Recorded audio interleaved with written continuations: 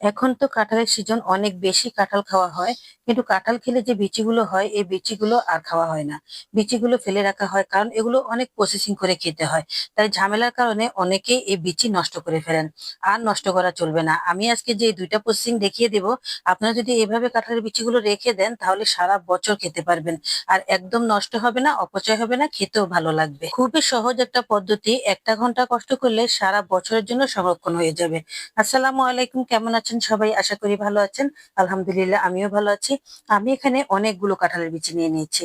আর এই কাঁঠালের বিচিগুলো যদি আমি সংরক্ষণ না করি তাহলে এতগুলো কাঁঠালের বিচি একসাথে আমার পক্ষে খাওয়া সম্ভব না। তাই সংরক্ষণ করা খুবই প্রয়োজন। সেই সাথে আপনাদেরকেও দেখিয়ে দিচ্ছি আমার এই সহজ পদ্ধতিগুলো।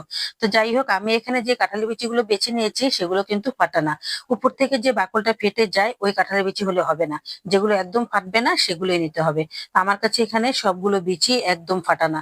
আর বাকি যেগুলো ছিল সেগুলো কিন্তু মুখ ফাটা। এই যে দেখেছেন কি সুন্দর মুখটা ফেটে গেছে। আর যে কাঁঠালের বিচিগুলো ফাটেনি সেগুলো আমি কিভাবে রাখবো সেটাও দেখিয়ে দেবো।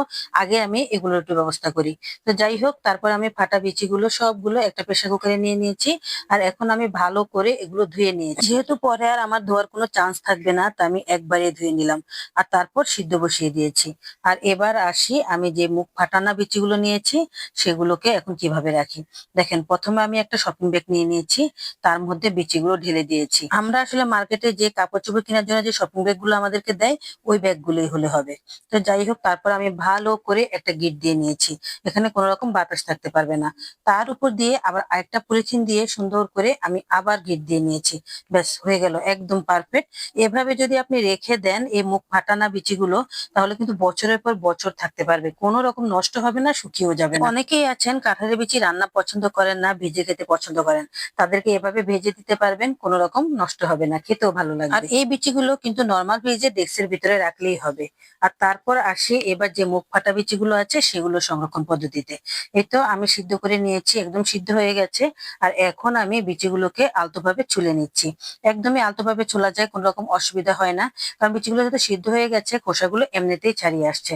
আর অনেকেই আছেন উপরে লাল অংশটা খান না, তারা কিন্তু লাল অংশটা চেঁচে ফেলে দিতে পারেন। কিন্তু আমি লাল অংশটা খাই, এর জন্য আমি আর ফেলবো না। কারণ এই লাল অংশটা খেলে কোনো রকমের ক্ষতি হয় না, বরং আরো ভালোই হয়। তাই আর অতিরিক্ত কষ্ট করার মানেই হয় না। যাই হোক, এভাবে সবগুলো বিচি আমি ছিলে নিচ্ছি। এখানে বাচ্চাদেরকে লাগিয়ে দিবেন, ওরা সুন্দরভাবে আপনাকে ছিলে দিবে। আমার বাচ্চারাও সবগুলো আমাকে এভাবে ছিলে দিয়েছে। সত্যি বলতে এটা একটু সময় লাগে, কষ্ট করতে হয়, কিন্তু এই প্রসেসিংটা আরো অনেক ভালো।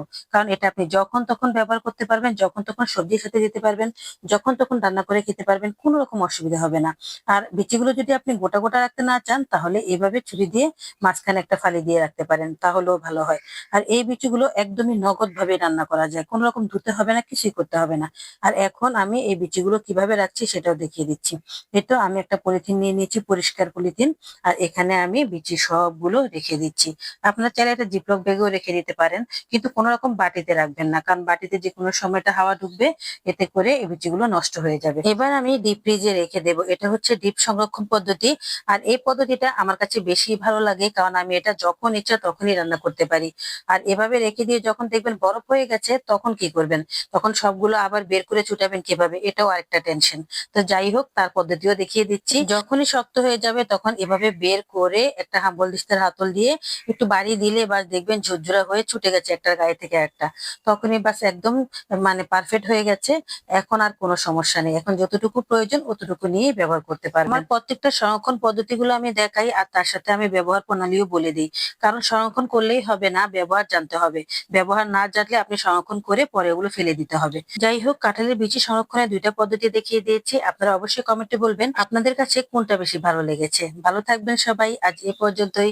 আল্লাহ হাফেজ।